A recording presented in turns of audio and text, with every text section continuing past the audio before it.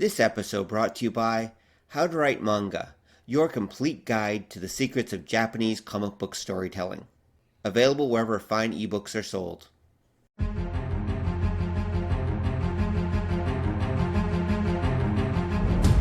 The world has gone insane. Cosplayers rule the conventions.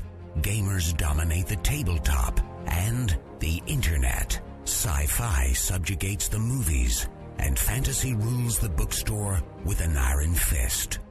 Only one group can bring order to this unruly mob. A team of uber geeks, masters of the nerdly arts, trained for decades in the hobby shops and basements of the nation. Mobilized by the secret masters, they are the Department of Nerdly Affairs. Hello, operatives, and welcome to the Department of Nerdly Affairs. I'm your host, Rob Patterson, here with my co-host, Don Chisholm, who's noisy as usual and enthusiastic as well. And tonight, we're going to talk about pit fighting animals. We're going to talk about capturing animals and brainwashing them and having them fight each other in an endless series of duels that will inflict pain and torture on them every single time.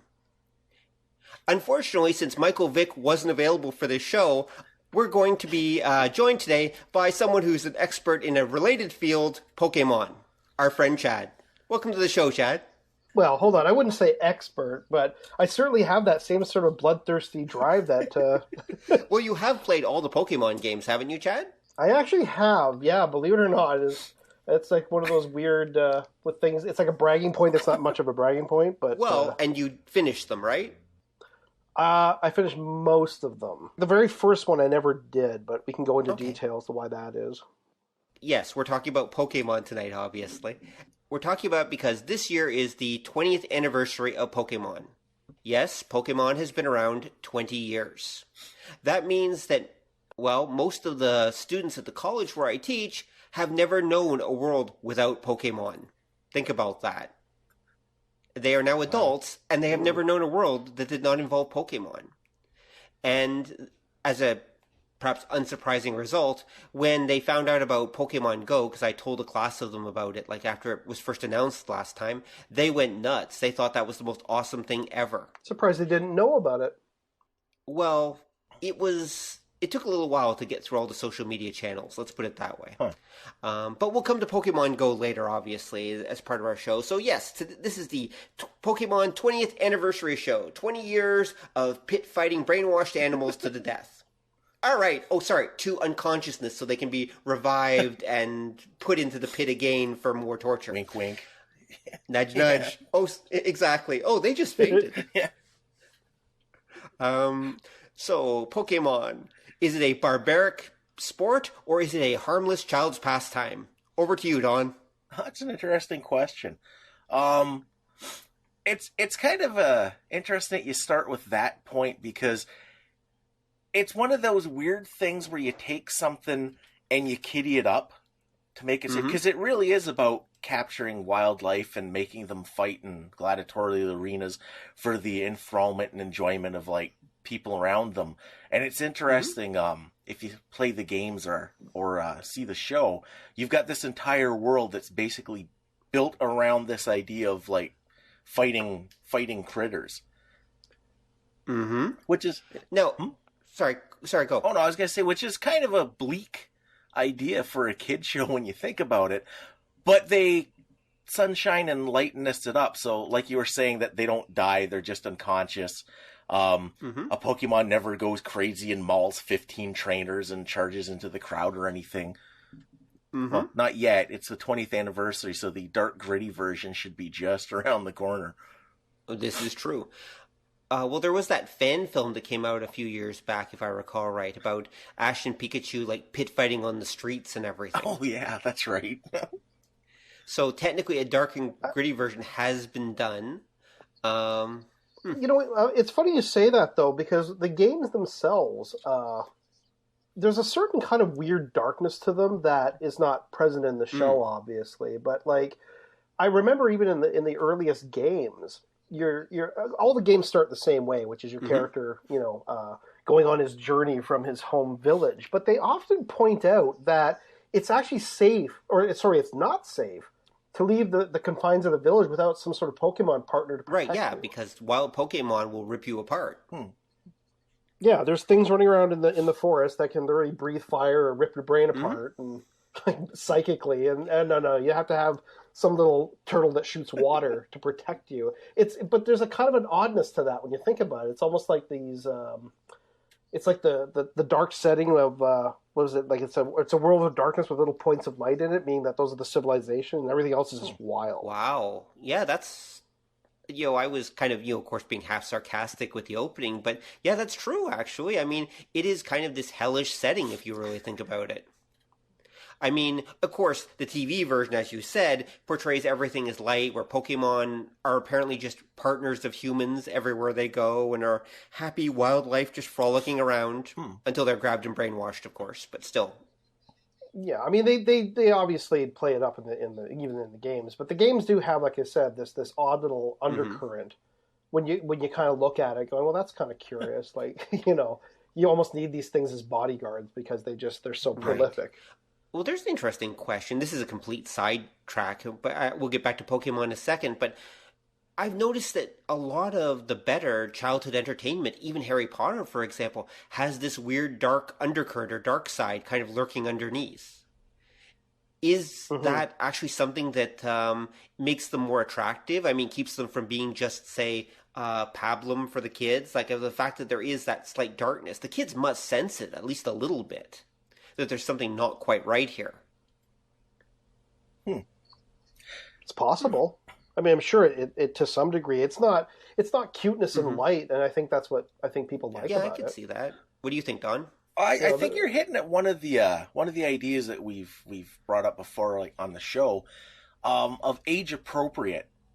That people think it works one way, that you're old enough to partake, but it works the other way, where things designed for younger people are often inappropriate for older people because you'll make conclusions that aren't inherent to what's actually being presented.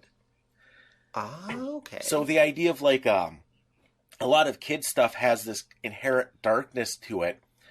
Like we'll use the example of Pokemon, that apparently there's these wild monsters that lurk D&D style outside of the city limits.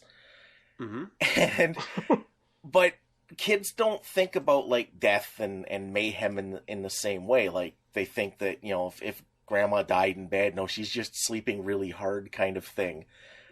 Because they're not, until you get that first goldfish, you're not really familiar with the concept of death. Right. And that's what you get in Pokemon. You got that edge. You got kids know about fighting, especially like little kids. You've probably done it. And you don't think of the full consequence. You don't realize that if I'm throwing lightning bolts and fireballs at you, you'll get hurt and die. Right. And that's why it's perfectly appropriate for the little monster to fall down. And then you give them a hug and they're all better later on. Because that's like war from a 5-year-old point of view. Like, that's what they understand it as. Right. Okay, I can see that. I think, yeah, okay. So in a way, you're actually saying that we as adults actually often read too much into these things. Yeah. And that's it leads to like comedy moments later on in life. Like, I am personally waiting for the dark, gritty Pokemon to come out just because I think it'll be kind of funny. But I don't get wrapped around the axle with things like that because, like I say, this wasn't something meant for adults. And if you get some kicks out of it, that's cool. But you can't expect too much from it as a grown-up. I can see that. Interesting. It's a weird thing, though, too, because the game itself has depth to it if you choose to go that route. Okay. I'm not sure if I've discussed that with you before, Rob, how the game actually has a layer to it that's people can indulge in. You see it all the time. People do this on YouTube, where your creature's stats, the Pokemon stats, can actually be like through specific training and inherent values can be increased. Okay. Which this can also be brought out through like selective breeding. Like there's a whole weird level to that game beyond just the simple run through it and have your monsters beat up stuff. Yeah, I knew about the whole breeding angle. I knew that you could actually breed your Pokemon, especially that started with Which one? Ruby, wasn't it? It might have been. I don't know when that kicked in exactly, but there's two things in the game called IVs and EVs, and those two values can be manipulated through breeding and then through training to make the thing much stronger than, like, say you get like a Pikachu that you've selectively done this with and trained properly, it'll be a lot stronger than one that if you just wandered out in the wild and grabbed off, in the forest. The one you've trained up is actually way more strong, or much stronger by comparison. Okay. And that's what people do to do these competitive battles. So wow, so that's how you get maximum Pokemon, by becoming a Pokemon breeder, not by just a trainer. Well, yeah, and I remember even in the game, like some of the later games allow you just to randomly fight people online, right? Like you can just do a match, and you'll go up against someone who's clearly bred the things because they just clean your clock in 3 seconds. And, with stuff that, in the game is relatively powerful, but like their bred up stuff is just dismantles it, right? That's the difference. So if you choose to go that route, the game's smart in the sense that you can choose to not do that and just play it through on your own and be done with it. Interesting. Now, actually, back to one point that Don made, hasn't technically a dark, gritty Pokemon game already been done? I mean, the Japanese have done a lot of variations on the Pokemon thing already. I'm sure it must exist. I mean, if you go to iTunes or like the App Store on the Mac, there's like 8 billion Pokemon ripoffs that are out there. So I would imagine a dark and gritty one is probably in there somewhere, I would think. Well, ones that are darker anyway, or at least meant for a slightly more mature audience. I was thinking, isn't the Persona games, aren't they kind of along those lines? Because aren't you going around capturing demons there? Yeah, they're sort of. Yeah, they're demons, so they're kind of. It's kind of like Pokemon, but like I don't know. There's an animal aspect to Pokemon that like Persona doesn't do, because you're talking about like specific mythological based. Right. Okay. Deities, right? Like you'll have Odin as a card, for example. So. Oh, okay. Yeah, like they tap into a wide range of stuff from various mythologies worldwide. So it's a little bit different, but I get it's the same kind of principle. You're collecting different things. So it's still ultimately teens collect shit. Kind of. But that's not the driving force of the game. It's a little bit different. Like Pokemon is about collecting stuff, the creatures, right? Okay. So I mean, every game is about filling out a dex of all the various creatures that you run across, right? Okay. I was going to say, Rob, I was going to ask you, I thought didn't you not play the first generation game?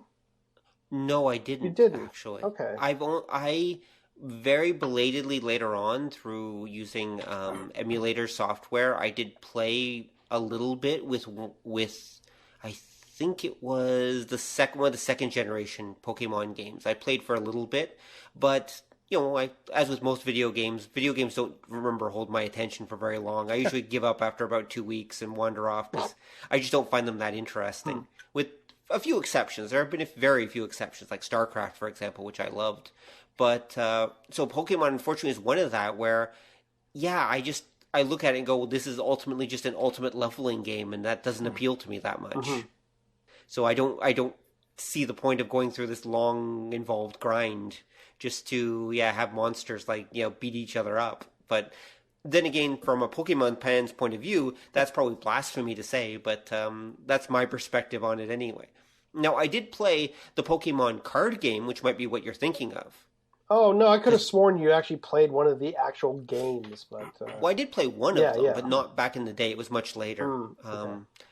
I played back in the whenever it came out, I think late 90s, early 2000s, I think it was. Wizards of the Coast released a Pokemon card game that was actually kind of a very, very light version of Magic in some ways, with a Pokemon and kid-oriented feel. I played that for a little while, and that was actually a lot of fun. That was actually a pretty cool game. It was actually very simple, very easy to play, but like I said, it was, that was great. But as far as the actual video game goes, no, I don't have a long record with that. How about you, Don? Have you played most of the games, or what's your background with Pokemon? I played the first couple of the games on the Game Boy, going way, way back. And I saw the first season or two of the show because Marky, who's a guy we used to hang out with, used to watch that before as he's getting ready to go to work, and he kind of got hooked on it, and then he kind of used to bring it. We'd all watch like the new episode, because I'll watch anything with monsters. I'm going to be 8 years old in that respect till the day I die, and it had all kinds of weird monsters and stuff. So yeah, it did, definitely. I think also one of the reasons why I kind of lost interest, now again, coming to the game a little later for me, is, okay, so there's 150 Pokemon, I think, with the first generation. Or is it 156? Somewhere in that area. 151, technically. 150, okay. But oh, yeah, if you count the weird glitch Pokemon, yeah. Okay. And from then on, though, I mean, they keep adding, another 100 Pokemon per game or something like that. And so as an end result, it just seems to me like an endless leveling thing, I guess you could say. So that's why I kind of look at it that way and think, not for me. It's funny, too, because they've even made it so, like... actually, one thing about the game I will say was actually quite smart on their behalf was the ability to, like, trade the little things or fight with each other. But the trading thing I thought was very interesting. I mean, the original games were set up so that you had to know somebody with another, like, the opposite game. So if you had blue, you had to have someone that had red. Right. To fill out the decks in its entirety, because there were, ones that were missing from each version. Right. Which is actually pretty clever, Yes, and actually they've built something like that into Pokemon Go as well. I was doing a little reading about it. And because Pokemon Go, for those who aren't familiar, since it's been referenced already, that's the augmented reality Pokemon game where you're using your phone and it's geomapped on the real world. And so different locations in the real world, you'll find Pokemon there, and then you can catch them. So you can go out wandering in your local parks or your local malls or your local crack dens and find these Pokemon that they've been randomly geoscattered across the map. Well, semi-randomly. But here's the thing, right? Apparently, what they've done is certain areas will tend to have certain kinds of Pokemon. So, for example, let's say we live in southwestern Ontario. Well, in southwestern Ontario, there may actually be only a limited range of Pokemon that you can actually find. But the same is true for every other area, okay? And so you might wonder, well, how do you get them all then? Well, you could travel all across the country. That would be one way, or possibly even around the world. Or you can trade them with people. And that's how they're setting it up, to create this giant Pokemon community with Pokemon Go, is they're literally forcing you to trade with people around the world to actually fill out your sets. That's kind of what they did with the originals, because like Chad said, it was designed that if you wanted to get all the little boogly monsters, you did have to trade. And the traded ones tended to be, they tended to level up a little quicker. And it's an interesting thing to do, because I think it's good and bad. Because it's good because you've added kind of a self-determinant aspect and a social aspect to the game. That you're in some capacity interacting with people. But it's also bad because it's a brilliant marketing gimmick, because then with this extra time and effort you put in, cognitive dissonance kicks in and you're like, I must really enjoy this because I'm spending my whole life doing it. Right. Because, there's going to be some asshole when Pokemon Go comes out that does travel the world. And oh, yeah, of course there will be. There will be people who will travel far and wide across the land trying to get them all. Well, that, and also people will be sending out, like, the random trades, and you'll have 1 million Pokemon that you're getting, that called dick fart. They'll name them weird shit like that. See that? Oh my god, yeah. Well, that already happens. Like, there's in the last couple games they did, they have a thing called Wonder Trade, where you can literally send out a Pokemon randomly over the internet, and you'll get one back. And so, so people would, obviously name them kind of cute little names like that, and of what you can get away with without, like, the filter catching it. Yeah, there's a filter, of course. Which is funny, because that's a video game tradition. Like, any game I've played where you name your character, I always call him Asshole. Because any role-playing game makes sense then, because you're breaking into people's houses, rummaging through their stuff, looking for things, and they're all like, hey, asshole, what are you doing here? And now the game makes sense. You're right, it does, doesn't it? Yeah, I do a variant of that, where I always, for some odd reason, I always give them an odd name, like Bacon. So just so I can have people converse with me, going, "Hey, Bacon, good to see you." Like, Oh, that's pretty I'm good. not the only 9-year-old in the world. No, there are many. It's very common. Now, if you get one of these aptly named little Pokemon through a random trade, you can rename them, right? No. Really? Oh my god. No, only the original trainer can rename them. Oh my god. Yeah, you're stuck with it. So. That would be fantastic. If you get one that you level up to like massive level, you end up in a world tournament. Go Dick Nuts, crush him! Yeah, exactly. Dick Nuts releases Teabag maneuver. No. Well, I've seen that on like Tumblr and Instagram where people have given their Pokemon bizarre little names and they make puns with them. Right, you know? Yeah, that'd be pretty good. Like there was, I remember seeing a picture of one of these it was like a lion one, and it says Katy Perry used roar. And I'm like, yeah, that's cute. That's cute. That makes sense, actually. Yeah. But it's funny, Rob. Going back to what you had asked earlier about a dark game, to my knowledge, off the top of my head, I can't think of one. But I wonder how well it would actually do. Like it's almost. I don't know. One of the things I find with Pokemon is just sort of as a game and as a series is that there's a sort of inherent kind of goofiness to it that gives it a little bit more durability. And the second it gets up its own rear end and gets too serious, it's almost like dooming the thing in a weird way. Yeah, I can see that. I mean, there are some things that only work in their own goofy little way, and if you try to gritty them up or whatever, they just won't work very well. Or make them too realistic. Like, again, like, you know, the Pokemon setting, a lot of it doesn't make sense, but it's not kind of meant to. Like, it's like, look, we're going to put as much thought into this as it really needs it, and then it's all about, you know, finding the things and making them fight. So don't worry about it if we don't know what that world's economy actually functions like. Who cares? That's not the point. Right. Yeah, it doesn't have to have a functional economy with or a proper ecosystem or anything. It just has to serve the game's purposes. Right. So I wonder if I'd be curious to see someone try to do something dark with it. But I'm saying, like, don't just do Pokemon, but make it really dark. I'm saying, like, really commit to it. Do like like an H.P. Lovecraft type game where you're catching. Someone did. You know, horrific cosmic horrors or something. There's a Poketulu game. Right. It's not a pen and paper. Yeah, it's like an RPG mini game, war game thing. Right. But again, that thing's parodying. You know what I mean? Like, I'm saying fully commit to it and make it, like, set it in the 20s and, you know, your character's an investigator. That's kind of, I think it's interesting that you mention would it work?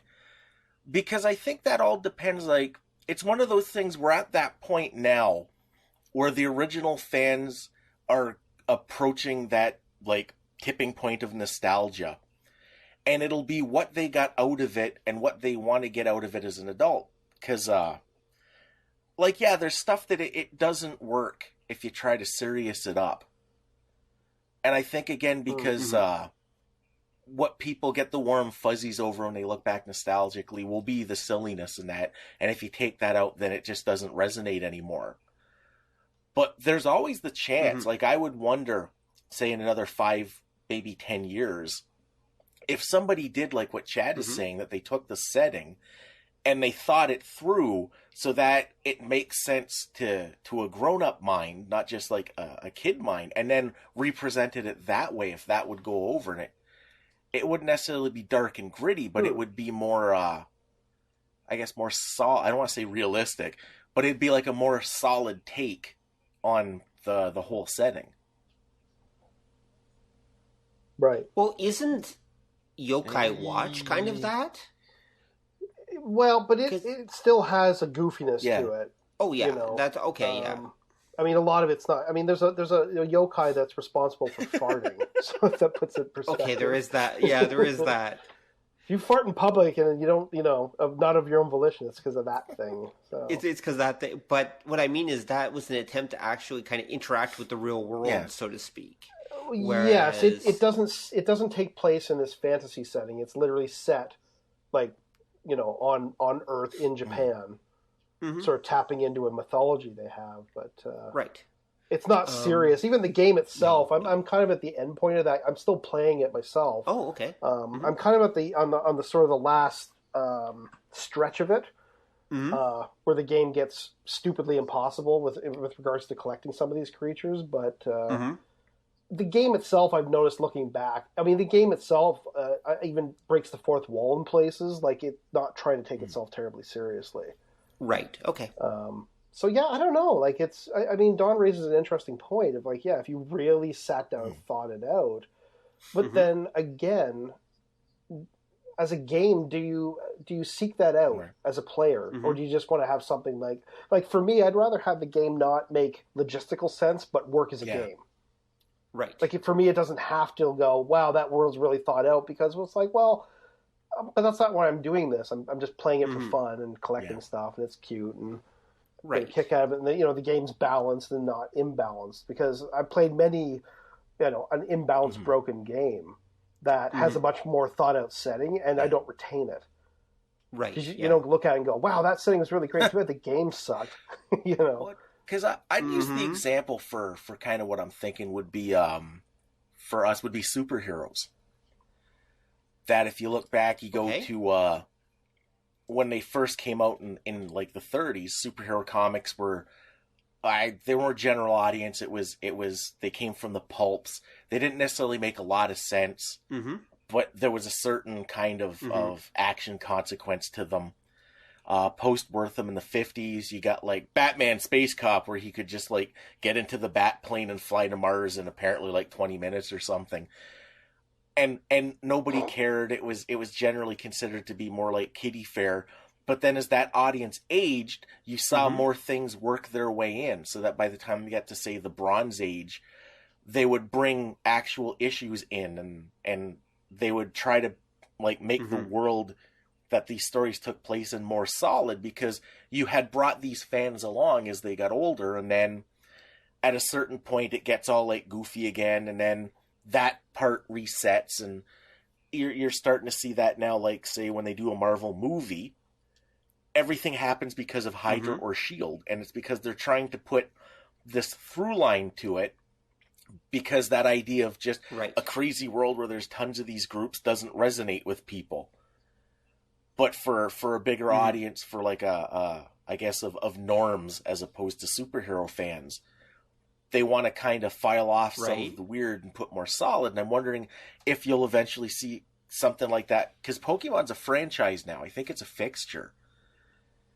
And sooner or later, sooner or later somebody will do that. I'm thinking, and then I'm wondering if that will take off and that'll create some whole new kind of thing, or if it'll just die and they'll make it perpetually like aimed at kids.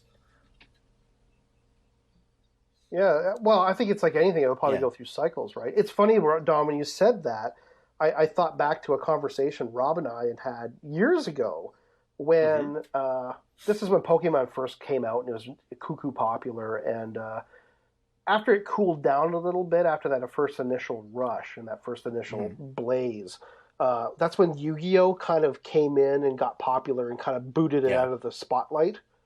And I was talking to Rob about it on the phone one night, and Rob goes, well, what's interesting is that as much as the media likes to crow about how, this thing dethroned Pokemon, Rob's like, look, Yu-Gi-Oh's a flavor of the month, and I guarantee you in 20 years, like, people in Japan will go like, Yu-Gi what?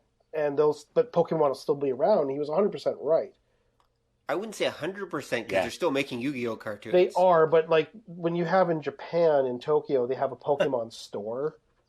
Like that's a hell of a cultural footprint. Is there a Yu-Gi-Oh store? That would be interesting to know. I bet not, but who knows? Not to my knowledge, but you know what I mean. But I'm saying it didn't have the same sort of impact. Well, let me put it this way: there are all Nippon Airways and Japan Airways planes painted to look like Pikachu flying through the sky.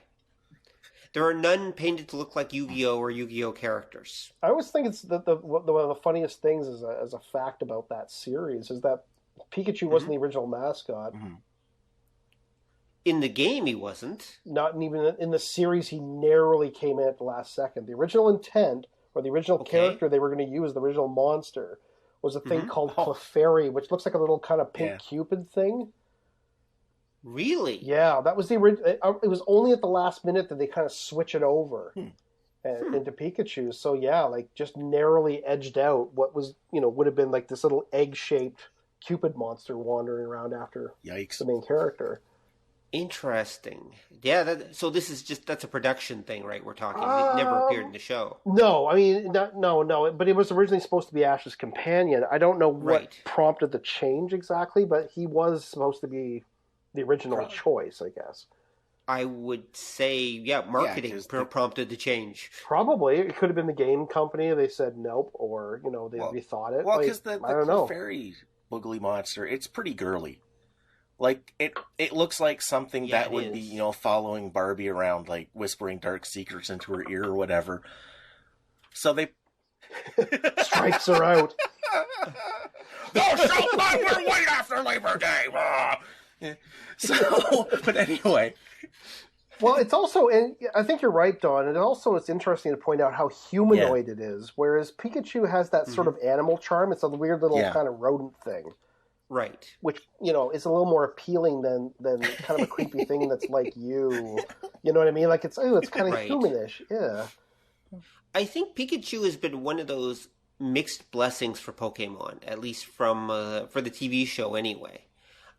Because, for example, Pikachu has become the symbol of the show. Yes. And there's no question on that. But that has also meant, for example, that for 20... Actually, I think the show started a year after, so it'll be actually 19 years worth of Pokemon the Animated Series.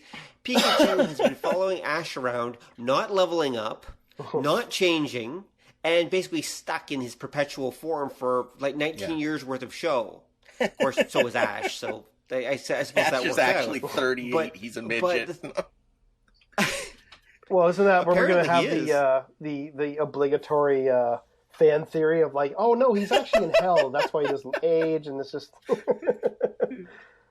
that does actually explain a lot. Yeah, but that's like the standard like nerd theory for everything where characters don't age. Oh, you see, they're actually dead and in hell. You didn't know? No, the entire series takes place during 2 years. Ash leads a very active life. Yeah. Well, that would be the Detective Conan phenomenon. Detective Conan, which has been around just as long, apparently all takes place while Conan is still in the 5th grade. Wow. So I discovered that there's someone who actually charted it like the Conan apparently in his 5th grade he and his classmates have witnessed like over 1,000 murders. That's funny. And he solved most of them. It's 1 year. He has the most crowded year of all time. But that's the funny thing, see? It's like that show is a perfect example. It's kind of like the Marvel Comics and DC Comics thing where you're not kind of really meant to watch it for 20 years straight. But you know what I mean? Like the audience will move away from it or move on to something In theory, else. yeah, they'll probably move it. Yeah. Although it's still massively popular. It's still one of the most popular things on the air in Japan. Has been for 20 years. Right, but I'm saying that like people don't stick with it for 20 years straight going like, when is there going to be some character development? Because it's not meant to be. They don't. No, it's not. It's meant to be, It's like the same way when you look at, like, say, a given Marvel character's history, and if you actually chart it over the course of, like, 60 years, it's like a lunatic came up with it because it's contradicting itself and, reshaping. It's weird and random and Well, it's almost like a bunch of random different writers took a stab at it. Because you would think. It's funny you mentioned that. Because the Pokemon TV show, like I say, I think I've probably seen like the first 2.5 seasons. And I don't know if it still does it, but when they got to the 2nd season, it was almost like they did a sneaky reboot. Because the two things I noticed was it got kiddied up a little bit because the Boogly Monsters weren't as scary as the first season. Like you had there's a part in the first season where the bunch, all the characters are on a ship that gets sunk by a big giant tentacle monster, and everybody thinks they're dead, and they actually have a funeral for them in that. But that all kind of got taken out 2nd season. The monsters were all softened up, and it was this weird thing where like Ash apparently had amnesia because you could tell they were writing it for a potentially new audience because it'd be like a monster would show up and he'd be like, oh, I have to look that up. What is it? Oh, and it does this. And you're like, dumbass, you ran into one of those like 20 episodes ago. Yep. Yeah, in fact, I remember there was a joke I saw online where someone had posted a screen cap from an episode where he's like he sees this particular Pokemon and he goes, "Oh, what's that?" And he holds up his little tricorder to scan it. And the creature in question was being used by the two henchmen or the two villains that are constantly chasing him around. Right. They had been using that particular creature for like years, and it's like, wow, dude, you don't. It's got no memory. Ash. Apparently, Pikachu is sapping Ash's memory or something. Yeah. But that's just it. That goes right to the point of it's not meant to be viewed consecutively. Yeah. For years and years and years, like, you know. But the weird thing is, and they do this themselves, they go through the motions. Like, for example, I just, in preparation for this episode, I watched the first episode of Pokemon X and Y, which I believe is the most recent or second most recent TV season. And it starts with, like, Ash just, basically goes to this new continent and basically goes there to, and he and Pikachu go there to hang out. And, of course, they'll, meet new friends and they'll go on adventures and all, all that stuff. But the thing is that it's effectively both, it's a reboot. I mean, he's basically starting from almost the point he was in the very first season again, but wearing a slightly different uniform and... yeah, he's just restarting in a new place. I mean, but there's still that continuity, right? They're still carrying over from here. He goes in the company of this other character who I assume was in the previous season. Mm-hmm. So they're still carrying over this idea of continuity, yet at the same time, they don't want any continuity. Every season is supposed to be its own thing. Yeah, but again, it's like Marvel and DC comics do the exact same thing, right? Where that's true. They'll go back and reference something that happened 20 years ago that completely contradicts, right, what's going on now. It's not meant to really, be ingested that way. It just isn't. Like I think even Marvel at one point they were speaking with an editor in an interview, and he said, "Look, your average Marvel comic's not really meant to be read for more than 3 or 4 years straight. And then we find people move on, right? So we don't have to worry about the continuity being like rock solid for the last 15 years because the audience doesn't stick around that long." For like your Marvels and DCs, that was that happened here in the 80s. That was right when DC did Crisis on Infinite Earths. It was because they were trying to clean all of that up because they realized that their audience was older. Like it only took them from 1962 to like 1982 to realize that, and that was when continuity became a buzzword. And they fixed it up, but I don't think, again, they realized that, it's like Chad's saying, because you've got a perpetual story, you can't have actual events happen because that will change things. And eventually it clogs back up. Like when you watch something like, say, the Pokemon show, that's why they do that slick thing where he goes to another continent. And it's like a soft reboot because, you can start from it. It's a beginning point. It lets new people come in. You can do intros, you can do explanations, and it seems a little more natural if somebody happens to still be a long-term fan. And it resets things in continuity. So if you want to bring back somebody from 20 years ago and, that was this, you can do that. It doesn't seem totally out of place until you worry about the time thing, which they never bring up. And that's right. And that's why I say I'm wondering if eventually you'll get because every long-term franchise, especially for the Nerdly Arts, has that Crisis on Infinite Earths moment where they have either long-term fans or you have fans coming back because of, say, nostalgia, and you have to say, what do we do with this? Are we going to try to solid it up? Are we going to try to shore up all these cracks and make it seem like an actual solid story? Or do we just continue with, like, as a laissez-faire franchise? It's funny, though. You almost have to wonder, does it really... Like, I know people do this as a contingency against, people aren't going to just want the same old thing again. But, like... Or do they? Would people really object that much? You know what I mean? Like, I guess what I'm getting at is that, like, they sort of jump the gun and go, well, obviously people want something a little bit more thought out or darker or whatever, but ultimately it's like, well, or do they? It's sort of a, is it not a presumption on the? I think it depends though on why people are still partaking. To use another example, look at Godzilla. That when you had the old Godzilla movies, when they got to by the time you got to the fourth one, and they were introducing weird monsters and that, they realized that people want a monster fight, they want a weird monster. They'd whip just enough story on you that you'd buy, okay, it's near future, we have spaceships, aliens show up. Where are the monsters? But it's because if you've been partaking of it all along, you're cool with that because this is what you want. Same thing with the superhero books. If you were a fan from the Silver Age to the Bronze Age, you just sort of accepted all of the wackiness in continuity because that's just how it works. But it's if you've got people coming back, I think, again, because of nostalgia, you run into that problem that they want the same old, but they're different and they haven't been climatized to how this whole genre or setting or franchise works. And then that's where you start getting your ambulatory nerd rage because something doesn't get satisfied because they're looking for something that's either not there or can't be there. Although, mind you, doesn't also some of that, and I agree with that, doesn't also some of that, though, fall into the, but this isn't the way I remember it. Yeah, that's problem. Exactly what I'm getting at, because you don't, well, I used to associate online with a bunch of guys who were old school comic fans. And they were Marvel and DC fans in the 80s, and they just bitch up a storm about the newer stuff, about how it's terrible and it's horrible and it's so different. And it really isn't. And I always thought that was the problem, is when you were 12 or 13, it was all fresh and new, and your brain still produced dopamine, and you got that kick from it because you got that sense of discovery.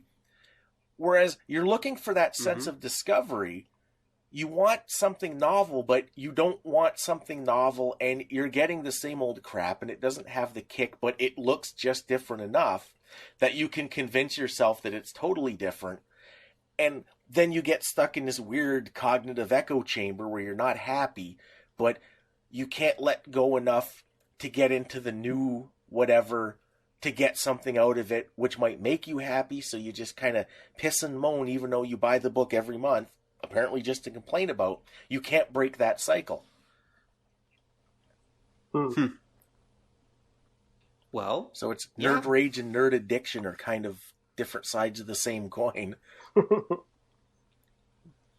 So what you're saying is nerd rage is often just the frustration of not being able to get out of something what they once got out of it. And it's not being able to let go enough to let something new in. With those old school comic guys, a lot of them hated the Japanese stuff. And I think because there was this feeling, whether they articulated this or not, that it had somehow usurped their beloved superheroes. Pretty much. Yeah, and there was one guy who actually picked up an issue of the monthly Shonen Jump that was coming out at the time. And he read it and he gave it a glowing review because he said and it was amazing, and it had everything that they complain about, because it was tense and there were characters and there was a certain warmth to it. And in one of the stories, one of the characters died, and he said, I had no idea who this guy was, but I was heartbroken over this. And then I said, so are you going to read more? And he's like, no, cause, and I'm like, you enjoyed it. You got something out of it. But it's that inability to let go of the old, because a lot of what these guys were comic fans, not because they were comic fans. Again, it was inertia and nostalgia. So do you think that, taking things back around, Pokemon fans will eventually become like that too? You're going to see something like that. And like I say, I don't think we're quite there yet. I think it'll be another 5 or 10 years that it's like we talked about before. They'll be old, they'll be established, they'll have warm, fuzzy memories. They'll be like, oh, new Pokemon series, and they'll click it on, and it'll be like, that guy's not Brock, they're raping my childhood! Ah! And and again, it's that nerd rage, nerd addiction cycle. Well, I was going to say, though, it is weird, though, because that should have happened already. I mean, we're talking about a 20-year span here. Kids now would have grown up to be at that age to start screaming about it, but you don't seem to see a lot of that, at least not yet, not yet anyway. I mean, with 20 years for kids that were born at the same year Pokemon came out, keeping in mind that it was still mega popular with kids, say, 8 years old at that time, and they are now 28. Mm-hmm. So they're right up there. They're pushing that 30, where you would expect to see some of that. But maybe it's just that with Pokemon, maybe it's just kiddie enough and goofy enough that they're willing to let go of it for the most part. And it's weird, too. The game itself, the game series doesn't... you know what I mean? Like, there's a very loose continuity in it, but otherwise it's just a reset. You're in a new area, like it's in a new location. You know, some of the older creatures show up, so a lot of the newer ones are introduced, and it's sort of a restart rather. You know, and maybe could be what sort of lends the series its sort of what's the term I'm thinking of? It's not just popularity, but the ability to kind of just keep weathering on. You know what I mean? Right. Because it injects just enough newness every time. By doing that, that's possible. You know, I know the game series itself did a smart move by upgrading to actual 3D graphics. Finally, I think it was in Pokemon XY. Was the first one that was actually 3D, like it wasn't just sprites anymore. Because I think they had sort of run their course. But with that, you know what I mean? Like it just there's only so much you can do with it. And... Now, did they actually upgrade the combat system too? No, it's still a turn-based, they give you the option to speed through it if you want to, but it's still ultimately make your choice, and your little creature does it, and then bounces back, and the other creature hits him, and then he hits back, and right, back and forth. Like two little creatures smacking each other in the face. Yep, pretty much. Although, but again, I actually that's one of the things I actually liked about the series is that it's simple.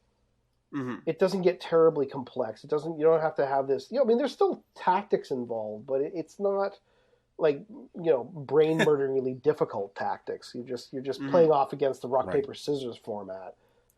Right. But so within the game, if you have to level your creatures up to go to the next area, it's not as big a chore. I remember Rob and I had this discussion a few years ago. We were talking about different kinds of games, and one of them being like the are they tactical? I'm not sure how to describe it. Tactical RPGs where you have like everything's done in an isometric sort of 3/4 down shot. You'll have your team, which you can then move, and if you're close enough to an adjacent square of an opponent, you can attack them. Is that technically what you would call a that's a turn-based, tactical combat game or something like that. Yeah, there's some. I don't remember. There might be another term for them, but I think the audience understands what you mean. Yeah, you're talking about games like back in the day. There was XCOM, for example. XCOM's like this. Final Fantasy Tactics does this. Final Fantasy Tactics, exactly like that. Yeah, And those games are good. I enjoy them, but they're a complete drag on a leveling. Plateau. Like if you have to level your characters up, it's murderously slow, right? Whereas Pokemon, you just run out into the forest and kind of run around in the tall grass and keep getting into fights, and you can whip through them very quickly. So it's not as quite the undertaking that like a tactical game would be. And I think that breeziness lends itself to why the games kind of have a popularity, right? Yes, I could see that. Actually, Chad, as someone who's finished them, on average, how long did it usually take you to finish each of these games? I'm a bad person to ask that because I tend to get really meticulous with them, and I'll over level my characters just to make sure I don't get beat up. Right. Okay. I also try to I do things in these kind of games very slowly. I just kind of I like sort of the exploration aspect of it, or okay, that's good. So on average, I don't know, clock in about 60 hours on these things. I think they're meant to be 40 to 60 hour games, so that would make sense. More or less, yeah. I mean, then you can go in deeper and find the really hidden, the super hidden stuff, and then, that'll take you a little longer. But are you currently playing a Pokemon game, or no, Yokai Watch? I'm playing Yokai Watch, yeah. I know what's happened with Pokemon. I have broken it out because I guess now they're releasing some of the rarer creatures that are otherwise near impossible to get as sort of free downloads. Oh, okay. Right, so the game stores are offering these little cards with a download code on them, and you can just go online and download these things that were, some of them have basically not been seen for generations. Oh, okay. Right, so You know. Now, what is the current game? Is it X and Y that's the current game right now? No, Omega Ruby and what's the other? Oh, yeah, Mega Ruby and something Sapphire, yes, wasn't it? Yeah, that's their remakes of a older game. Of the Ruby and Sapphire, right? Mm-hmm. Okay, yes, that's right. Since you've played them, which one was your favorite? Did you have one, or are they all pretty much the same? No, you know what's weird is there's things I like about certain ones, and then didn't like about there's aspects of each one that I like that I wish they would kind of carry over but didn't, kind of thing. Like the Ruby, the current one, the Sapphire and Ruby remake. I hate the geography of the game. Okay. This is a weird complaint, but just getting around in the game is a huge pain in the ass for some reason. Like, whereas X and Y, you could get on a bike and go everywhere. Okay. Right? And for some odd reason, that just made it easier to traverse. I just found... So, like, there's that. The newest game has an interesting system in place where you can sneak up on creatures in tall grass. Oh, okay. Like, whereas before, it's like a typical RPG where your character wanders through tall grass and just has a random encounter. Well, now you can search for specific creatures. Okay. And you'll actually see their little tails pop up in the grass. You can sneak up to them, kind of thing. So there's that, which is pretty cute. It's kind of a fun little game dynamic. There's I think in one of the gold and silver games, like the creatures would change at night, so the day-night cycle was actually important. That's actually pretty cool. Mm-hmm. Yeah. But they got rid of that, did they? They got rid of it, then they kind of brought it back briefly. It's really bizarre what they choose to like sort of drop, and then other things they choose to keep putting in the games. Like, and people screamed about that, going like, "Why did you drop this? This is a great mechanic." Yeah. Like having your entire choice of creatures you can capture changing if the sun sets. You know? So there's only stuff that's available during the day and vice versa. But yeah. For reasons unknown, they would just swap that out and then put it back in, like, a few games later. So I don't know if I have a particular ultimate favorite. I just, maybe XY would be the closest one to it, just because of the gimmick of making it 3D, right? Right. Okay. Interesting. Mm-hmm. Okay, so Don, do you have a favorite? Kind of for overall Pokemon games. I think my ultimate favorite, and this is going to be biased because I wrote it, was the GURPS Pokemon. You wrote GURPS Pokemon. Okay. You better explain to people what GURPS is, because they might just assume it's a software. For those of you who do not know, GURPS was a universal role-playing game that came out in like the 80s. It was super popular during the 90s. And they would do just random supplements for just about like anything. They got all kinds of weird licenses. And one of the notable things about GURPS, because this ties in with Chad talking about the mechanics for the video games, was GURPS is one of those role-playing games that kind of straddles the line between role-playing game and war game. Because, because when you get to say like your combat or taking any kind of action, there's very detailed, very specific rules for how everything works. And I found that played out pretty good for doing like the Pokemon combat gladiatorial arena style. And I whipped that up, and we did play a little bit of it around here. It gets a little weird because it's like Chad said, the video games are very simple mechanic, easy to learn. GURPS is the exact opposite, and it's kind of funny to see that transliteration of this relatively simple, benign thing into this like super detailed combat monster. Now, did you actually stat out all 150 Pokemon? Well, the funny thing is, I do have like a first edition Pokemon encyclopedia that it has all the Boogly monsters. I think I did about a half of them.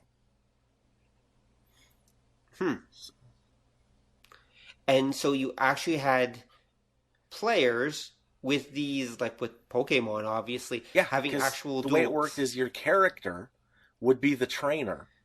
And you design like a GURPS character, and then the little Boogly monsters would be NPCs until you had one of these matches, and then the person could control them wargame style. And because GURPS uses a point system, and you gain points as experience. You could use experience either to improve your trainer, and GURPS actually has rules for teaching in that, which we'd adapted to the game. So you could raise that and use the methods to train them, or you could give your points directly to your little boogly monsters and raise their stats directly. Right. Oh, okay. Makes sense. Because it doesn't have a level system, so obviously you're compensating for that by just, the characters are growing organically, so to speak. Now, did you allow people to actually put out for fights more than one Pokemon at the same time, or were they still limited to one at a time? The rules like in the game, in the video games, where it's one-on-one matches, but you'd pick a team. So you might pick 3, and then they'd fight one-on-one, and you can swap them out, like in the video game. Okay. Huh. Okay, well that would be interesting, and it sounds like that would be a different experience. Keep in mind, in the video games later on, they actually introduced like triple fighting and stuff, where you'd have 3 out on the field at once. Oh, they did. Okay. Yeah, you could also they one of the later games incorporated like a wheel system where you could actually like kind of like the dial system in Yokai Watch, where you can kind of rotate in different ones. Oh, okay. Yeah, so I think it was just an attempt to just kind of add a different flavor to the game, right? But did they keep that for the most recent ones, or did they get rid of that eventually? No, it's still there in some degree or another. They actually now have an online one where you can actually team up with another person. So it's like a 2-on-2 match. Oh, okay. Yeah. But what's very interesting about those 2-on-2 matches, they can go and turn into free-for-alls. In fact, you can go on YouTube and see people like playing these big free-for-all matches where there's these 4 creatures on the field. Everyone's controlling one of them, and you're listening to people making arguments about no, attack that guy because he sees he's got that thing. It's gonna be a nightmare in about 3 rounds when it pulls this attack out. And exactly. It's actually very amusing to watch that. The actual game itself has very little fighting in it, but it's more about people like making a cohesive argument to not attack them or attack another guy. Wow. Actually, that leads to another interesting point. So there must be a huge Pokemon YouTube community then. Oh, yeah. Like people watching playthroughs and all that kind of stuff. It's actually more for the matches, like players against players. I mean, it's weird because I don't know if you know that Nintendo pulled like a weird thing recently with YouTube. If you're a YouTube video maker, and you have a Nintendo game on your page, like say you're doing a playthrough, Nintendo's like, okay, first off, 1, we want a commission from that. So we take a little portion of that monies that you make off of that. And 2, you can't have other non-Nintendo games on your channel. Meaning that if you want to do Nintendo games, apparently, from what I understand, you actually have to have a committed Nintendo channel. Wow. Just for that. So you can have your Super Smash Brothers and your Pokemon games up, but you can't also on the same channel put up, say, like Call of Duty games. They don't want it. I wonder how that they get a cut of your profits thing works. They must It has to do with the advertising monies. Right. Well, no, that's what I mean. They must have a system set up with YouTube where you literally say, okay, yes, share a certain percentage with this person or something like that. Yeah, basically. So it's one of those weird areas where like I agree with it and also disagree with it. Like from their perspective, I can sort of understand why they would do this. Right. Because they're like, okay, so we spent millions on making these games and you're just going to make money off of this thing that you would otherwise never make. Without them. But at the same time, it's like, okay, but that's like saying if someone gets together on video and plays Monopoly, that Parker Brothers steps in and goes, a cut. Give me all that money. Well, not just that, too, but that could be a big problem if for reviewers. Exactly. Yeah. Yeah, it opens the door to a lot of things that are not necessarily good, corporations basically say if you're going to review our stuff, we get a certain percentage of the ad money you make for this review if you make money on it. Yeah, because it's like, well, without our game, you wouldn't be reviewing anything. Right. And so, yeah, it starts kind of opening up a can of worms that are, you'd rather keep closed. So Yeah. but you do see people play them you can go on YouTube and there are people that have entire channels just committed to this sort of thing. So. Well, of course they are, because they have no choice. Yeah. It's either Pokemon or nothing. Exactly. Or other Nintendo-y games. So, yeah. Right, yeah. It's weird. That was passed a couple of years ago, I guess. So it kind of screwed up a lot of people, understandably.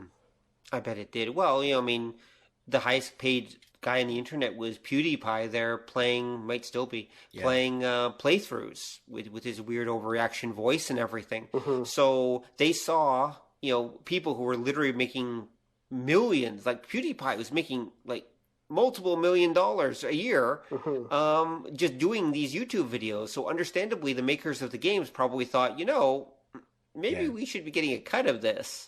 Oh yeah, you don't make that kind of money and not have a corporation's like ears perk up. Right. Especially when it's their product being used to make this guy a lot of money, right? Yep. Now, luckily for PewDiePie, he lives in like Sweden or something like that. So it's a little trickier, let's say, for them to actually like really lean on him. Yeah. Although they can lean on YouTube. Yeah, exactly. So I don't know how that all worked out for him. He probably ended up having to do some deals or something. Or maybe not. I don't know. Yeah, I'm not sure in his case what happened, if anything. Probably, maybe nothing. I mean, for a lot of companies, they probably were begging him to review their products, right? Because that's an instant guaranteed view of like millions of viewers. Like he had something like, I think it was something like 30 million subscribers. Wow. So think about that. The amount of money they'd potentially make from him reviewing a game was so high. Why would you lean on him? That's almost suicide. But I'm sure Nintendo did. Yeah, don't ever expect corporations in some cases to make like, smart decisions that, a lot of it's just based on almost like a gut reaction. Right. You're making money off our thing. Stop it. Oh, something? It just hit me. Okay, you talked about the next generation Pokemon, slightly darker, something a little more edge. I think we've already seen the beginning of it, actually. Jurassic World. How so? Think about that. Where they've already set up that the Jurassic World is probably going to turn into something about, people using these dinosaurs to fight each other. And think about it, what would a game based on that look like? Or what would how is the franchise going to develop? It'll develop into something, maybe not exactly like Pokemon, but something along those lines, I suspect. Well, kind of. There already are like a dinosaur-themed Pokemon-esque games. Right. There was a series called Fossil Fighter, which is essentially, like that. You dig up a fossil, and then through the magic of, science, it comes back to life as a dinosaur you can fight with. Right. And in fact, I think there even was a tie-in game to Lost World that was essentially it was like this combination of like one of those kind of park management games, and then you could also fight the creatures that you had in the park with other people. So it's already kind of there. It's already kind of there, but I could really see them. Well, I've told you, Chad, and Don, I suppose, about my theory for the next Jurassic World movie, where we'll have three dinosaur tamers, each with their own different team of dinosaurs. Probably like there'll be a female trainer with her pterodactyl or something like that, and then there'll be another guy who'll have a stegosaurus or something along those lines, and then we'll have our main guy, Chris Pratt's character, back from this movie, and he'll have like his trained raptors. And they'll be using these to fight against some like evil guy who's misusing like his genetically created monster dinosaurs or something. Oh, so the Asian guy from Jurassic World, and I think that's exactly right. That's exactly right. Well, he remember he's the puppet, right? He's actually working. He was spirited away by some evil corporation in there at the end to make their new genetic hybrids. I mean, they literally set it up. Well, they almost did that in one of the proposed sequels. I mean, you must have seen that weird artwork that was floating around. You could probably still find it online of this really batshit insane version of what was eventually scrapped and turned into Jurassic World, but it was like human dinosaur hybrid monsters. Ooh, okay, so these like reptilian things. Kind of like imagine like a giant Triceratops person with a big gun. It's really bizarre. You're kidding. No. So they were anthropomorphic dinosaurs, basically. Yeah, you can. Like I said, go dig it up. You can find it online pretty easily. That sounds toy-rific. I think that was the idea. Wasn't that a Whoopi Goldberg movie? Oh, what was that called? Tammy and the T-Rex or something? Yeah, well, there was also Dinosaurs, the series. But no, back in the 80s, there was what were they? Yeah. Was it Dinosaurs? Yeah, it was Dinosaurs. Yeah, it was the TMNT sort of rip-off type thing. So they were space dinosaurs, basically. Yeah. They were anthropomorphic space dinosaurs. Yeah. It was a hybrid between TMNT and Transformers, basically. Mm-hmm. Yeah. With dinosaurs and stuff. So, yeah, so that I was thinking, I've seen that image before. It's like, yeah, that's it. That's it, definitely. I think there might have been a couple like black and white anthropomorphic comics around that theme too. For back in the day. which? Wasn't there, Don? For like anthropomorphic dinosaurs. Yeah, wasn't there the comic called Dinosaurs for Hire or something?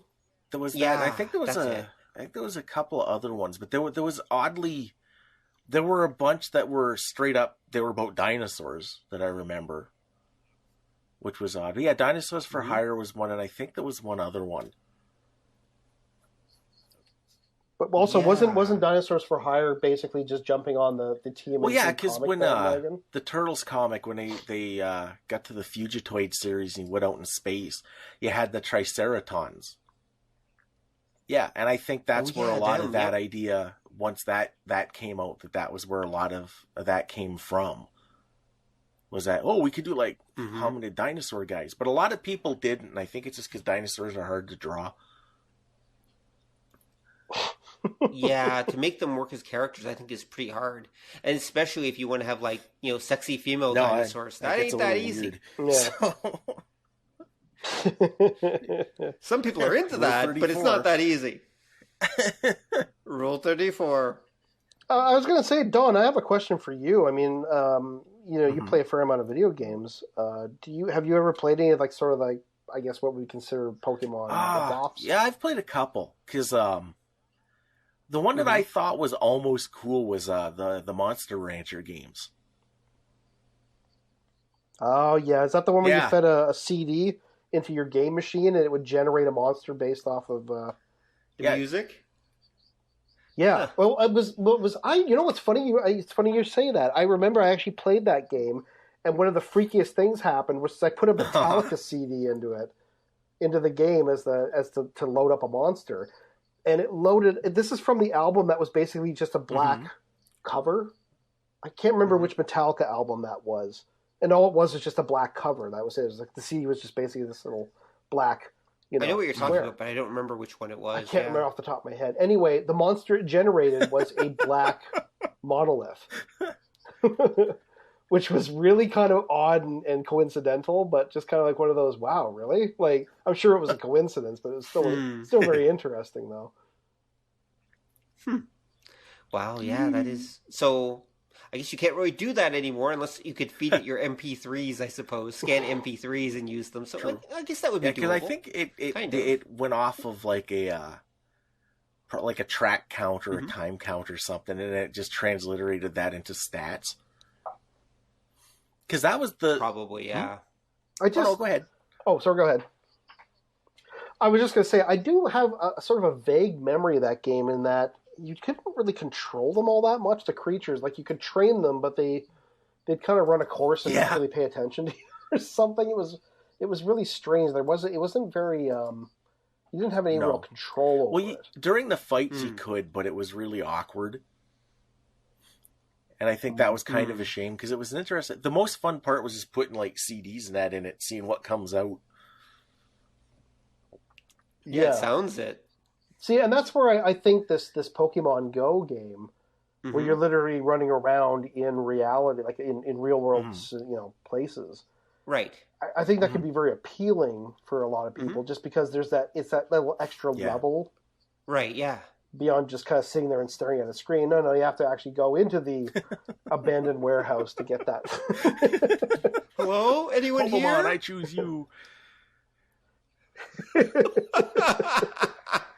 Well, no, Don. Remember, the hobos will all have like their own Pokemon that they've collected from the inners. So you'll have to have a duel with the hobo to get access to his like secret hidden hobo Pokemon. This replaces gang fights. Right. Well, I gotta admit though, and this, I actually do have I am seriously curious about Pokemon Go. I probably, when it comes out, which is I think in June, maybe sometime mid this year. Are you serious? That's coming out this year? It struck me. I believe it is. Yeah. Wow, yeah, it struck me as something that's way off because, I just look at what current technology is. No, it's not. Remember, it's being done by a company that already has the game Ingress. I mean or is Ingress the name? It is. Anyway, they already have a virtual reality game that's very different from Pokemon, but they're running right now. I mean, they're just basing on existing stuff, and then it's not really that difficult. No, I'm saying it's not so much the mechanics, it's the sort of I'm curious as to what the look is going to be, in the sense that, have you seen the trailer for this thing? I've seen it, yeah. Oh, yeah, and it won't be anywhere near as cool as the trailer. No, the trailer's got these full, 3D graphical creatures, and I'm like, no, it's not going to look like that at all. It's going to be a much more toned-back thing. That's what I'm curious about. Right. As to, what it will actually look like. Right. As far as the overview of the world is concerned, you know what I mean? Right, is it going to be like one of these games that you say the game alerts you to a Pokemon that's nearby in in a park? Do you actually hold your phone up, use the camera, and there it is superimposed on that swing set? And you fight it, that kind of thing. Is it that level, or is it just kind of haphazardly, floating in midair somewhere over there? Yeah. You know what I mean? I can't see it being that ultra specific yet. You can get apps true. for your phone that will superimpose a scene or something onto real life, and they work to varying degrees. But yeah, I could see them doing something like that, and because it's novel enough right now, everybody will be like, "That's awesome," and because enough people get into it, it'll fund the rapid development of that kind of technology. Mm-hmm. Apparently, I just did a quick check, and apparently, no, they haven't declared what month, but it's supposed to be 2016. It's coming this year. Okay. They've actually said it's coming this year. It's just a question of no one knows exactly when it's coming out. I just see it also as the game that within the first month crashes because there's just too many people jumping on it. There's going to be all sorts of issues probably right at the beginning. But it's interesting because I'm wondering if this will be the video game that ruins video games, just like Pokemon was the cartoon that ruined Japanese cartoons. Oh, I see. Yeah, maybe. You think it was the cartoon that ruined Japanese cartoons? Not intentionally, but. Well, and it was Dragon Ball was the previous generation of it, because when Pokemon came out, that was the thing that made all the money. So then everything that came out was kids collecting stuff and making it fight. So that that's why they all started bringing out all the other studios started grabbing all these kind of third-rate versions of it. Yeah, and even something like Yu-Gi-Oh! I think the reason it didn't take off and totally usurp Pokemon is because it's just a slight derivation of that formula. It's cards, but in the cartoon, the cards would come to life, and they had different systems. If you were fighting in the tournament, they'd use holograms to bring it to life, or if you were fighting the ancient mystic guy, they'd actually show up, and it's basically Pokemon with an Egyptian flavor. And then, yeah, that's true. Yep. Yeah, and then every cartoon that comes out of Japan since the early 2000s, it's either Dragon Ball Z or Pokemon in some form. Right. I know a problem they started running into with bringing up the Japanese stuff is that a lot of it is a little iffy in terms of content, so you can't just blindly bring it over, without hitting some editing problems. Because they did there was the one Yu-Gi-Oh! Where they were on motorcycles. And I was surprised that came out because I could see them being worried that kids would be on their bicycle, dueling and then wipe out and bust their head open, and they'd be outraged, but there wasn't. No, because you'll find that what I refer to as the imitatable rule, it gets remarkably specific in the sense that, the characters are riding motorcycles. Well, children can't ride motorcycles, so it's fine. Do you remember Batman the animated series back in the day wouldn't allow pistols? Yeah. But Tommy guns were fine. You know what I mean? Because it's like, well, the logic was, well, children can't get a hold of Tommy guns because they don't exist anymore. So, great. We just bypass the problem. Yep. It's really weird. But I could totally see that's how they just circumvented it, going, well, you know, kids on bikes are not the same as kids on motorcycles. One's got an engine and one doesn't. Duh. Right, exactly. Wow. Exactly. Here's some information. So, this episode that we're recording right now, by schedule, will probably be released on late March. Okay, we won't mention when we're recording it now, but before March anyway. We're still recording this in February. According to this one site, apparently the Game Developers Conference on March 14th. Okay, is basically when they're going to announce when Pokemon Go is going to come out. It's not 100% sure, but it's speculated that that's when they're going to announce. So actually, our listeners probably already know when Pokemon Go is coming out. We don't know when we're recording this, but apparently they probably will. Also, it's strongly suspected that they're going to be announcing Pokemon Z at that same event. Oh. So apparently they're going to, instead of doing another pair, they're just going to add Z to X and Y. Actually, the games do that. They'll put out a sort of a third. Mm-hmm. So for every double game that comes out, there's always like a weird third one. Like, for example, Red and Blue eventually had a green. Right. That came out. And then after that, I think they did Yellow, which was like a Pikachu-specific one. But people have been sort of already figuring they were going to do this. Right. So it takes place. So what will happen is this game will take place in the exact same setting as XY did. Mm-hmm. In fact, the gameplay will be identical, except what they'll do is they'll add little extra things into it. Right. You know what I mean? Like, so it's almost like you get to revisit the world and then, you know, find some new stuff in it. It's actually very smart from a manufacturing standpoint, because the thing's already programmed. All you're doing is just adding a couple little kind of, you know, bells and whistles to it. So, and new Pokemon, obviously. They had a couple new legendary Pokemon, and bang, fans all have to go get it. Exactly. Hi all, Rob here. So, as it turns out, since we recorded this, they released the name of the new Pokemon game. Well, games, since they come in pairs. The new Pokemon game is going to be called Pokemon Sun and Moon. Or, since they abbreviate to two-letter codes, Pokemon S&M.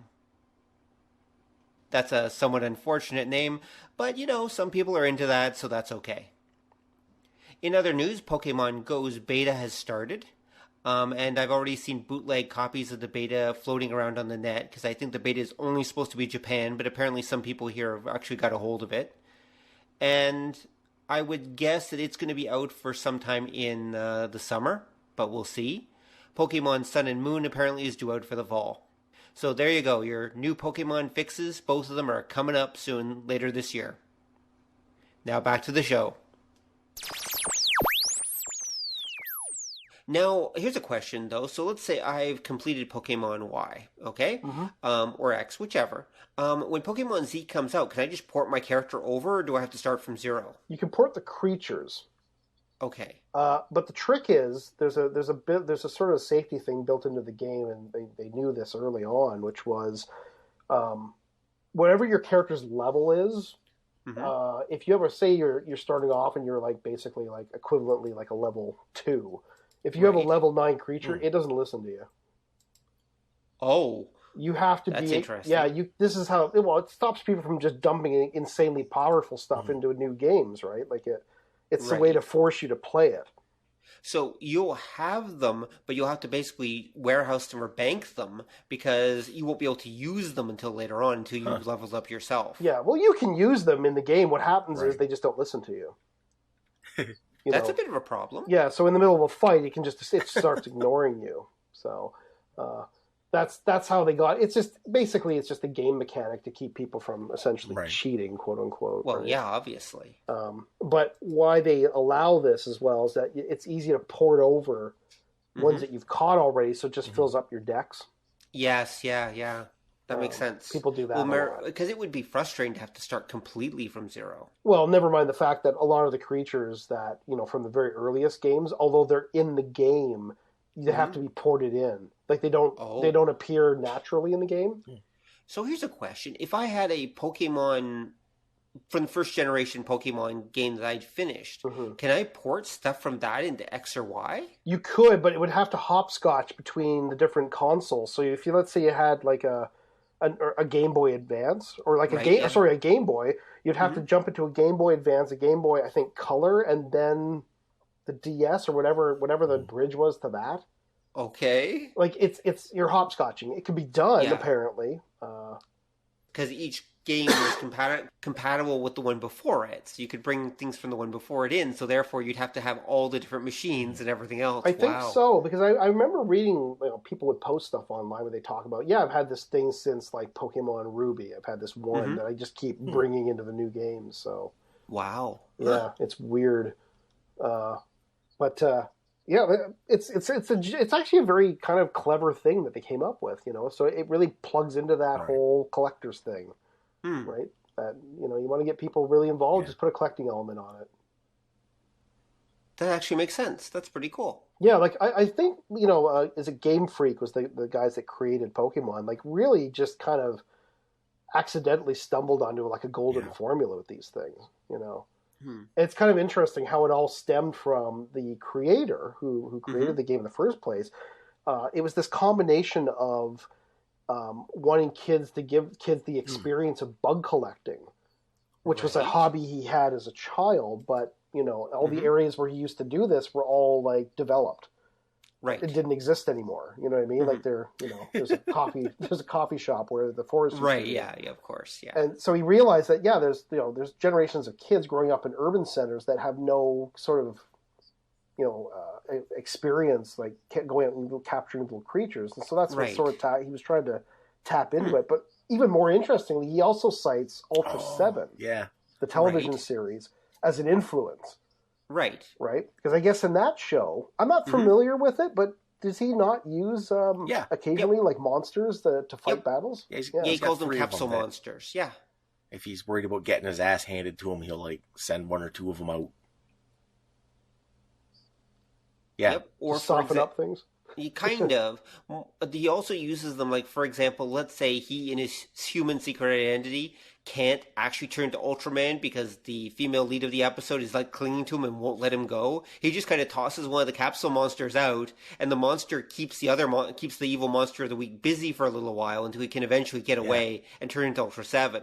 He's like, I have to use the bathroom, and then just runs off. Oh no, look, there's two monsters now. Look, you better hide in there before we get crushed. Oh yeah, I'll be out here. Yeah, or I'm so scared I crap my pants. Off to the bathroom. What's that, a distraction? Mike? Exactly.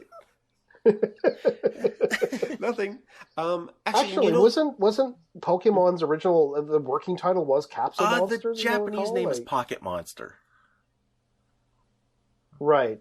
Okay. Yeah, I've never heard Capsule Monster for Pokemon, but that does make a certain amount of sense. Like you can actually find like old developmental artwork, like development artwork, for the game, and like a lot of one of the original ideas in the game was that you could get things from Gachapon machines. Right. Because Capsule Monster is a Yu-Gi-Oh thing. Oh, maybe I'm confusing Or they just appropriated it later down one. Mm-hmm. It's possible. Actually, hold on a sec. Now you mentioned it was about the bug collecting thing. This has an interesting tie-in, though. Because I don't know if you guys know this, but yes, kids commonly collect bugs in Japan, especially beetles. They love like those big rhinoceros beetles and stuff. You can actually, even today, they sell them as quote-unquote pets and such. But here's the other thing that those kids would do with those things. They would fight them. Yeah. They would stick them together in like a, pen or whatever, little area, and have the two of them like, some of these beetles are like super territorial, and so they would fight them against each other. Mm-hmm. So that was also part of the hobby of collecting these bugs. Wow. So if you think about that, makes sense. Yeah, and I think in the original version of the game, like I think it even started out as a bug collecting / fighting game, and he just kind of broadened it to go, well, monsters are cool. So like in the game, there is a bug type of creature. Oh yeah. Right. So, it's all there. You can kind of trace it all back. And I'm sure that since then there have been like basically bug Pokemon ripoffs, where you're collecting bugs instead. I'll guarantee you they exist. Oh, I'm sure something like that must exist somewhere. Like every iteration has been done of this thing, I'm sure. The only one that hasn't, oddly enough, is Giant Monsters. I think we touched on that. Right. In the one podcast we did with about giant monster movies, where it's like, no one's done that yet, which I wish they would. They did. That was awesome. Godzilla versus Monster Zero. Kind of. I'm saying it's a game. Like, I want to see an actual game where you can, collect giant monsters. Well, they've that'd be great. Done so many iterations. My least favorite being Beyblade. It's a top. Actually, really? Yep. Actually, no, Chad. The last couple Ultraman series have been exactly that. They've been variants. I think even the current one, if there's one running or coming up, they're all basically versions of you. They turn the monsters into like basically toys, but they're supposed like mini suspended versions of them, and then they can summon them back up if they need them or things like that. Right. So, but I think no one has formally made an actual game with that theme. I guess is what I'm getting at. That's true. I don't think they have anyway, or probably they have in Japan, but it's never come out here. Probably wasn't very good. Possibly. I mean, it's. I'm sure there must be like a zillion variations that we've never seen. Because that's probably yeah. I've seen that as a story. Come to think of that, if you go back to the old Marvel comic, that was basically Dr. Demonicus' shtick. Mm-hmm. He collected monsters. That's the true. Original Pokemon that is trainer. What he did. Kind of, yeah. He collected giant monsters and made them fight. Yeah, okay, I can see that. I just want to see someone put an actual game out of that. Yeah. I thought would be very cool. Yeah. Be kind that would fun. be pretty cool. You could even play. You can even pay back to like old monster movies, like just the little shout outs to them. That'd be kind of cute. Yeah, okay, I can see that. Huh. Anyway, so we better bring this one up to a close. We've been recording for a little while. Okay. So Chad, any final thoughts about Pokemon or the future of Pokemon? Not really. I find the games cute, so I'll probably just keep playing them as they come out. Okay. How about you, John? Any thoughts about Pokemon? I'm still waiting for the Dark Gritty one, just because I want to see a couple things. I want to see is especially the Pokemon Gangsta Rap. I want to see that. Pikachu, motherfucker. Blastoise busts a cap in your ass. I want to see that. That'd be pretty awesome. And if people want to find me in a couple months, I'll be running through back alleys and warehouses and such and dodgy hobos, trying to catch that elusive Pokemon in Pokemon Go. On that note, I wish Pokemon another 20 years, and I'm going to bring this meeting of the Department of Nerdly Affairs to a close. So, good night, folks. Thanks for listening, and thank you again, Chad, for coming and joining us and sharing your Poke knowledge with us. You're a living Pokedex. You're Poke welcome. Thanks for listening to the show. If you'd like to hear more or join the conversation, come visit us at obeythedna.com. You can also find us on iTunes or whatever fine podcast site forgot to lock their back door. So until next time, remember that to master the nerdly arts takes time, practice, and enough Coca-Cola to drop a rhino. See ya!